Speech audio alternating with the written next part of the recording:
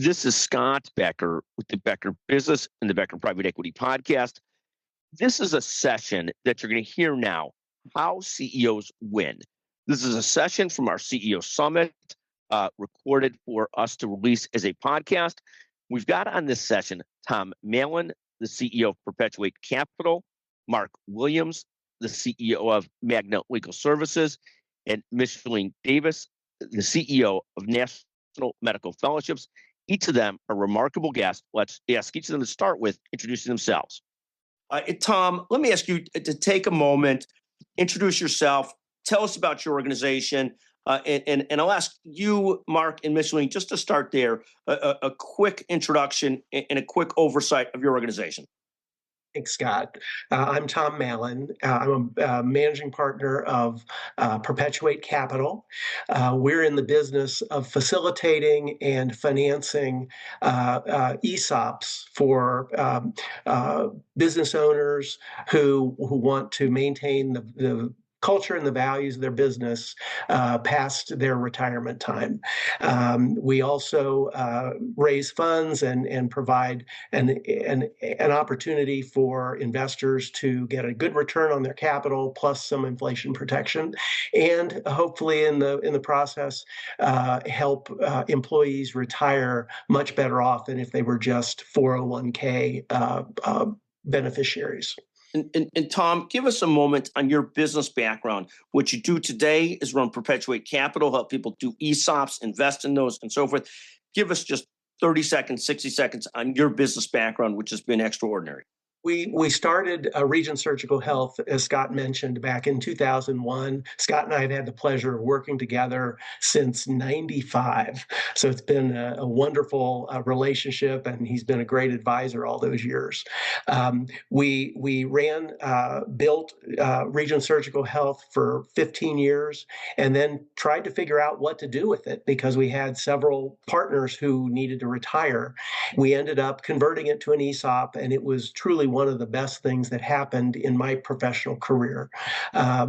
We ran it as an ESOP for 4.5 years, had an unsolicited offer to purchase it at a much higher price.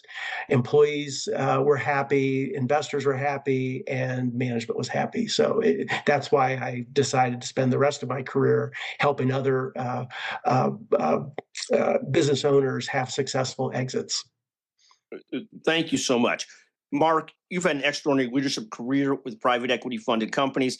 Take a moment and introduce yourself and tell us about what you do and what Magna does. Yeah, so first of all, Scott, I got to say I'm grateful to be here. I don't want to date either of us, but I looked up to Scott as an esteemed upperclassman in the late 80s and a few years ago. So, honored to be here with him today, truly. So thank you for having me, Scott. And with our other panelists. Mark Williams, spent about half my career as a partner, as a lawyer, partner at a large global law firm. I was an M&A corporate partner at heart, but spent 8-9 years of my career overseas, different places, Asia, China for 4 years, the Middle East, other places, and then decided that I liked running businesses better, thought maybe I was a little better at it. And now for the last 17 years or so, it's been a long time, I've been leading private equity-backed legal support services, legal technology companies in the space, and have had a number of exits in that segment. Joined Magna Legal Services in 2019. They had their first private equity investment by CIVC Partners in 2018. I joined in 2019. Odyssey Investment Partners took a controlling stake in 2022. We have about 30 offices around the country, about 1,500 employees, thousands of 1099s. And again, we support the legal industry with technology and services in court reporting, deposition services, records retrieval, jury and trial consulting. I think we're the largest company in that in the country, service of process, and investigations. And Mark, what's it been like? Because you have in the audience a whole bunch of people. Some have worked with private equity, some have not. You and Barry Tanner, who's on as well a little bit later today, have worked with several different private equity funds. Any sense of that? Because there's so much noise out there about is working with private equity hard. Is it easy? Are they impossible? Are they not? Give us just a moment on working with private equity as an investor or sponsor in your company. Well, the just a moment part might be hard, Scott, but I'll do my best to keep it short. Yeah, I mean, I think it's all about alignment, right? So I've been with, I think over time, 7 different private equity funds. I was CEO of a company called Kroll on Track that was Chapter 11. So that was, owned by distressed companies that invested in distressed equity. Magna is a growth story. We've done 20 acquisitions. And either way, I think it's all about alignment with your investors, with your private equity, with your lenders. In the private equity space, there's certainly a lot of, dotting your I's, crossing your T's. Institutional investment as a different part of the ecosystem. But I think if you have the right aligned partners, which I have had every step, I'm very fortunate. Every step of the way, it's been strong alignment. It can be a great ecosystem to provide not only capital to fund investments and acquisitions, but also as a thought partner and a strategy partner. So I think it's a terrific ecosystem. Maybe not for everybody, but again, it's all about the right partner and the right alignment. Thank you. I think very well stated. Michellene, you've had this extraordinary career. You're one of the most inspiring people I get to work with. Talk a little bit about what you do in National Medical Fellowships. Scott, thank you. It is always good to be with you in community, no matter whether or not that community is in person or virtual. So I'm delighted to be here with both Mark and Tom. I have the fortunate opportunity I call myself the Chief Servant Officer, but to serve as the President and CEO of National Medical Fellowships, an organization that for the last 80 years has been advancing the issue of addressing the physician shortage that this country is now actually facing and already in the midst of. And so with over the last 80 years, NMF has done that by ensuring that they provide financial support, professional development, and then additional training and certification for individuals. Once they have graduated from medical school and gone on to become practicing physicians, we train them to then turn around and become emerging investigators in clinical trials research. And talk a little bit about, you've got the 80th anniversary event coming up. Give us a sense of how many students National Medical Fellowships helps each year. Just give us a sense of that. Well, I will tell you, over the last 80 years, we have given out some $50 million to over 35,000 students on an annual basis. We can do upwards of 5,000 students. And so it's been just really an incredibly impactful opportunity. Right, the greatest segment of capital is our human capital. And so by doing this, I am making certain that there are individuals who will be there to take care of you, Scott, Tom, Mark, and all of our employees. And talk for a second. I'm going to ask each of you this question. For CEOs trying to build enduring companies, and you've done this great job of building National Medical Fellowships. I know in the last year also received a large grant that has really helped the future of it. And you've also done a great job of structuring the team at NMF. The best advice for founders, CEOs, trying to build enduring institutions. You've got the different situation here of being a not-for-profit leader. Mark and Tom are for-profit leaders. But at the end of the day, so much of the building and what you're trying to do is the same. Talk about a little bit of advice to people trying to build enduring institutions and how you think about that, Michellene. And then Mark and Tom will ask you the same question. So thank you so much for that question. I think it's undoubtedly worthy. And as you know, I come out of both large-scale academic medicine, healthcare, and then government before that. And what I will say to you is that I once heard someone give really great advice from a stage, and that was to hire slowly, but to fire quickly. And the reason and the rationale for that is that, truth be told, one of the most important elements that we have in building any infrastructure for sustainability of any organization, for-profit, not-for-profit, doesn't matter, is really, right, that the culture that you're building in your institution. And truth be told, as a CEO, the best culture that you're ever going to have is only as good as the worst behavior that you are willing to tolerate. right? And so we really had to make certain that we are looking at toxicity in the way in which it affects the mental health and well-being of all of the members on your team. Oftentimes, Scott, we have an individual who may be really talented, but if that individual does not also practice those kind of soft skills that help to propel the organization forward as a whole, then we really need to make certain that we are evaluating the actual impact on the organization, on its people, and ultimately its bottom line. And how do you balance that great contributor with behavior to make sure you've got the right balance of people? Because you need those great contributors, but you can't tolerate awful behavior. How do you try and balance that? Can you coach that? Or is it some point where you just have to sacrifice one for the other and get rid of the person who's just a bad behavior person? Listen, I will tell you this. I think that it is all about the evaluative process, right? So literally, I believe that there's always an opportunity to cure. However, individuals have a choice, right, to elect whether or not to be coachable or not. And so the question ultimately is always, is this person salvageable, right? Can we, in fact, utilize an opportunity to bring to their attention? Sometimes individuals are unwitting, unknowing about their behavior and the way in which they show up in the world. Do we have an opportunity to bring this to the forefront of their frontal lobe? And will they, in fact, welcome a chance to literally turn that around? Some people will say, I hadn't realized the ultimate effect of that. I didn't realize how I was showing up in the world, because every single individual that is working under your mantle is an extension. They are an agent of you as principal. And so it really is, how do you want to show up in the world? And so I think that we initially we try to address it. And then, quite frankly, if we found out that the person is not right, it's not salvageable, they're not malleable, they're not educable, then you wish them well and you let them go have a great opportunity to be successful somewhere else. Thank you so much. No, I love that. And so much about building great organizations is great people and also what you'll tolerate in people and in their behavior. Mark, talk a little bit about when you think about building great organizations, and you've done this incredible job of building Magna, and before that, building other companies. You had this incredible track record. What advice would you give to founders, to CEOs, to entrepreneurs about what works? What are a couple core things people should be thinking about?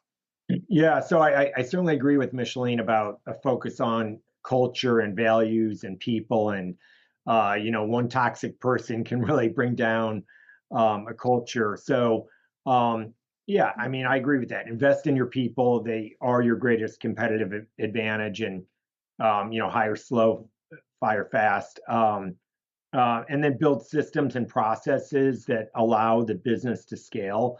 A lot of what I've done the last 15 years particularly has been taking, family-run businesses or smaller businesses and then scaling them up, private equity owned. So having the system and processes to scale is critical with the right people. Today, particularly, you've got to be focused on technology, cannot be left behind in technology. So if you don't have one eye focused on technology, I think you're probably in trouble, which means different things for different people, but it is critical. And part of that is listening to your clients, listening to their needs, adapting to their needs, which again is changing fast, I think, with technology, with artificial intelligence. I think, again, as Michellene stated, leading with integrity and consistency. Culture starts at the top. So mission, vision, values, I'm a big believer in that, and activating them. They can't just be a piece of paper, but having strong mission, vision, values, making people understanding them, and then making it real within the culture.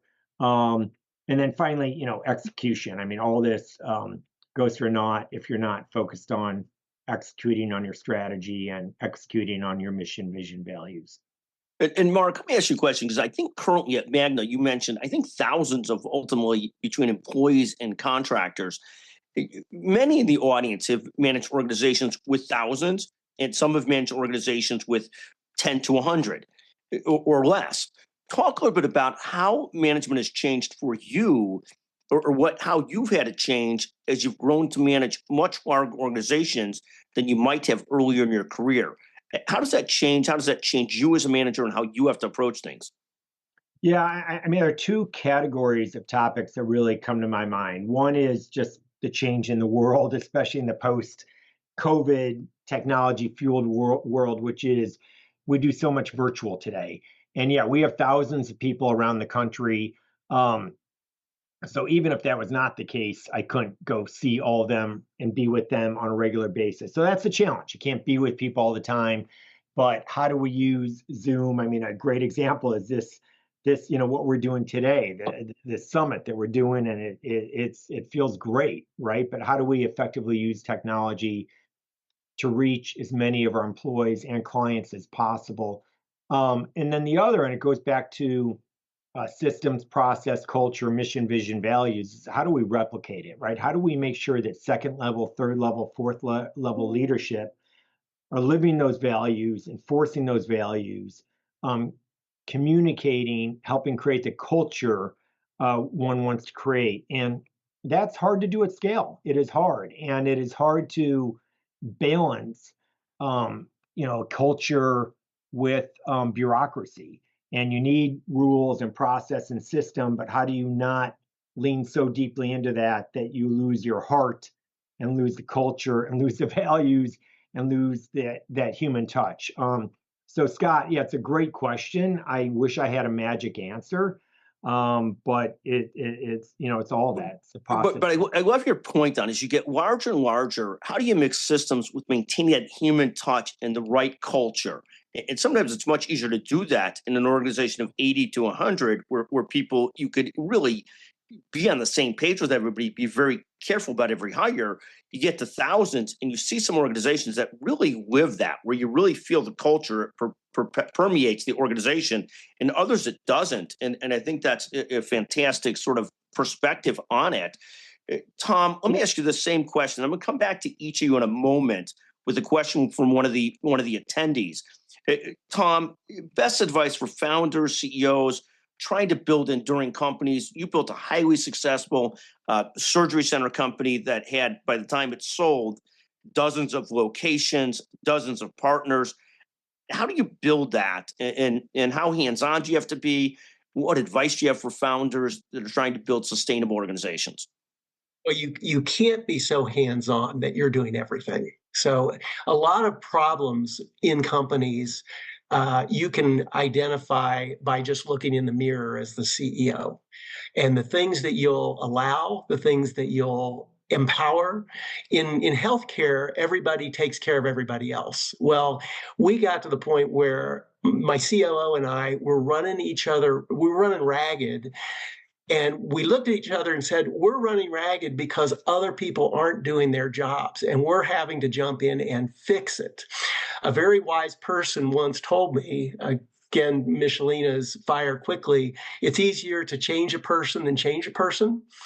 Scott Becker, have you heard that before? Has that come out of your mouth many times? It came out of my mouth because we had a managing partner at the law firm that used to say that it's very hard to change someone, that it's easier to change out the person than change a person, though you certainly want to try. But that's very hard to change people But you have to deal with reality. And if the person it doesn't have the values, doesn't have the discipline, a CEO can't demand discipline in his organization if he always shows up late to meetings. It's just a little thing, So, I'm a very big proponent of values and discipline in an organization, and having people do their jobs. And if they don't want to do their jobs, have them. I have the "This is America" speech with them. Hey, this is America. Everybody has the right to pursue their own happiness. We're going to figure out how you can go someplace else and be happy, because we're not happy here and you're not happy here. That's usually the case. So, let me ask each of you this question, just 30 seconds to a minute each. Michellene, I'll start with you, and then we're going to come back to the listener question. What are you most excited about currently in what you're doing? What are you most excited about currently? And then Mark and Tom will ask the same question. Michellene? Thank you, Scott. I really am excited about, you mentioned earlier that we are celebrating our 80th anniversary. Is a really unique opportunity to to call back to all of the students over the years who are now practicing physicians, some of whom are actually retired, and really call them back into community one with another. So I'm excited about the intentional community, but I'm excited for the next generation of healthcare leader. I'm excited that they will have the knowledge, experience, the wisdom of those who have already been in practice and been in the profession, and that we are going to be able to have a chance to layer that on with them, what healthcare of tomorrow is going to be, right? And so all of that experience will be laid on top of innovation and transformation and really what we have the chance to cultivate as healthcare is continuing to evolve. And so that actually excites me. Could you take one moment, if you're okay with it, on the historic mission of NMF? And today, I know it's really focused on helping underprivileged people become doctors, excel as physicians, excel as clinicians. Give us a moment on the historical mission and how much has been done for that mission. For sure. Thank you, my friend. Well, I will tell you, you heard me mention the fact that it's our 80th anniversary. We were founded in 1946 at a time when, quite frankly, segregation made it really difficult for lots of individuals who were absolutely brilliant, but in different zip codes and different aspects of the country to literally have access to the opportunity to become a physician. And so over the course of that time, literally, NMF was the vehicle that provided a chance for those who were kept out of certain systems to literally obtain the education that their brilliance was already ready to receive. And so as a result of that, every U.S. Surgeon General who happened to have been of an underrepresented demographic in medicine is literally an NMF alum. We have created astronauts and given them to the world because of the double down focus and making certain that those who were prevented from having access to opportunity were given a chance to have that access so that their brilliance would have that opportunity. Thank you. We do something with Michellene every single day. We serve on a board. We're huge fans of what NMF does, the both historical mission, the current mission, and Michelene's a remarkably inspiring leader. Mark, take a second on what you're most focused on today. Is it growth? Is it execution? Is it trying to embed technology, everything you do? Where is the biggest focus today, Mark? Yeah, I mean, it's all that. I'm really excited about continuing to accelerate our growth through acquisitions. I think we just closed our 20th acquisition this week. And, that brings more talent, more services, strengthening our position. So excited to continue that journey. Again, private equity helps fuel that from a capital perspective and a partnership perspective. Technology, I said it earlier, we're investing a lot in infusing AI into our products, into our services, into our workflow.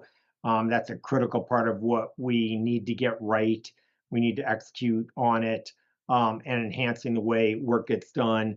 And I'll tie this just quickly, Scott, to the last subject, which is as we progress through greater technology and acquisitions and growth, I need to always remember what got you here won't get you there, right? So your question about 30 people, 300 people, 3,000 people, I think that oftentimes there's a mistake made that people look and say, well, the way they were doing it or we were doing it before was wrong. I don't think that's the right way to look at it. I think it might have been the right way at that time, but things have now changed. You're bigger, you're larger, there's more technology. So how do you scale? How do you grow? What got you here won't get you there. You need to adapt and change to the circumstances. Thank you so much. Tom, I'm going to ask you the same question. Now, we've got a handful of listener questions, and I'm going to try to address to each of you quickly. Tom, first, what are you most excited about and focused on currently? We are just finishing up investing our first fund, which is a proof of concept fund, small fund, primarily individuals who we've done business with for many years. That fund has focused on basically three areas that the government has identified as critical to the country: national security, critical minerals, and energy security. And because we're investing in those areas, we have the opportunity to apply for an SBIC license for our next fund, which should increase our capability of serving the market by 2 to 3 times what we raise as private capital. So that's going to start next year, most likely. Thank you. I'm going to ask each of your different questions that came from our listeners. Tom, this is actually specifically addressed to you. This person says that in your literature and your perspective, the Perpetuate Capital, also has a perspective from a biblical perspective, seminars for financial literacy, and how do you sort of mix the biblical views with the financial views, and some of your thoughts on that? Because I know this is a deep part of who you are. If you don't mind, if you're comfortable with it, spend a moment on sort of how those two things apply together, that you could be in business and be religious as well.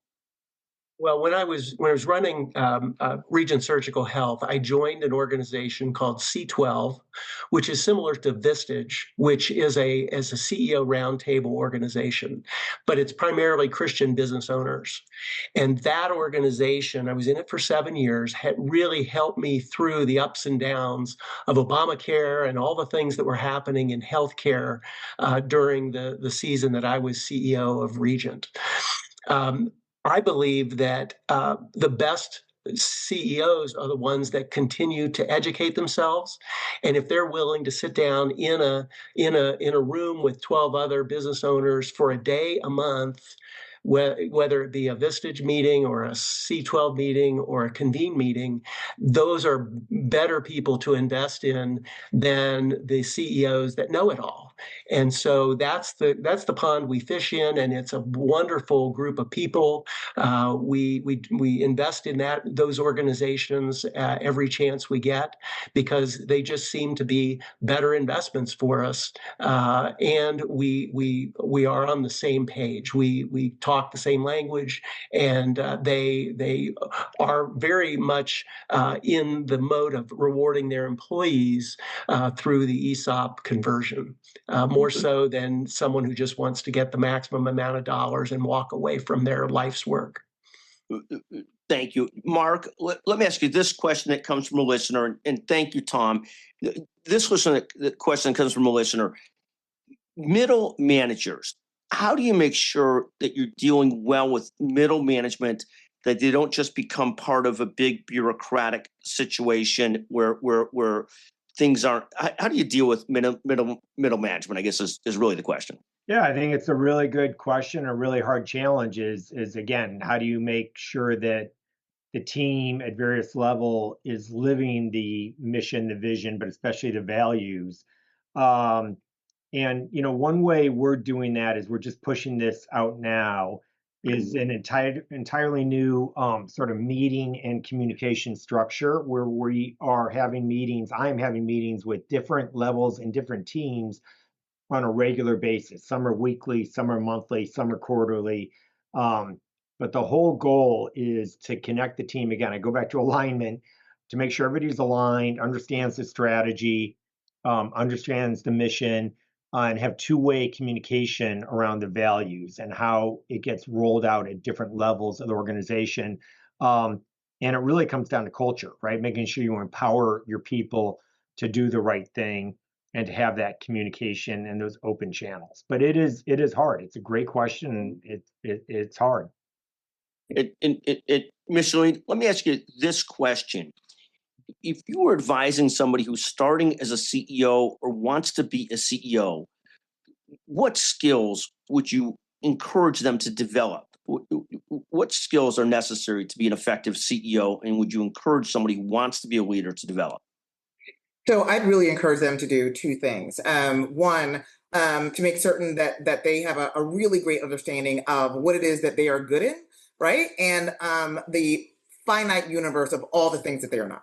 And I say that because I thought that Tom just hit it right on the head. My goodness, right? You never want to be the kind of CEO who believes that you know it all. I am afraid of you if that is in fact the case. That's one. Two, right? To be really intellectually curious, to make certain that you are embracing the opportunity to be an active listener and an active learner of everyone that you work with, of the company that you are now going to be running, quite frankly, but also of your consumer. Right. And so I really think that it's a really great chance for you to double down in that space. Listen, you know what a CEO is supposed to do. You are setting strategy. You are the vision. You've got to communicate, over communicate, and communicate again. To Mark's exact point just a moment ago, one of the really important aspects of that mid-level, right, employees, to make certain that they feel like they are a part of everything else that you're doing. Where do they see themselves in your vision? What aspect of your strategic plan did you actually include them in? Have they had an opportunity to feel like you built a big enough tent for them to now be able to see their own fingerprints and what it is that you're building together? I think that these are all the kinds of skills that you want to make certain that you have as you go forward into this new role and into this new realm. And then, my friends, make certain that you get yourself a really great, right, executive coach, mentor. There is no such thing as now I have arrived. So really making certain that you understand that being a CEO is just a great opportunity to serve more people on a bigger scale.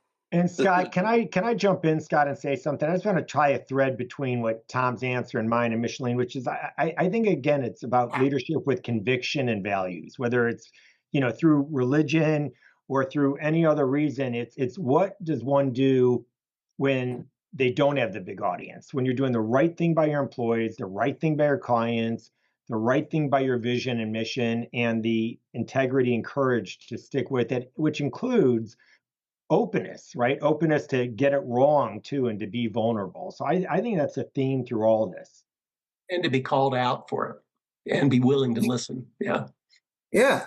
And to actually, right, bring it back to them. When you are wrong, come back to your employees and say, listen, we tried this. I was the biggest proponent of this. It was the wrong call. One of the best features of Scott Becker as a counselor is his willingness to speak the truth, whether I wanted to hear it or not, and it was always appreciated.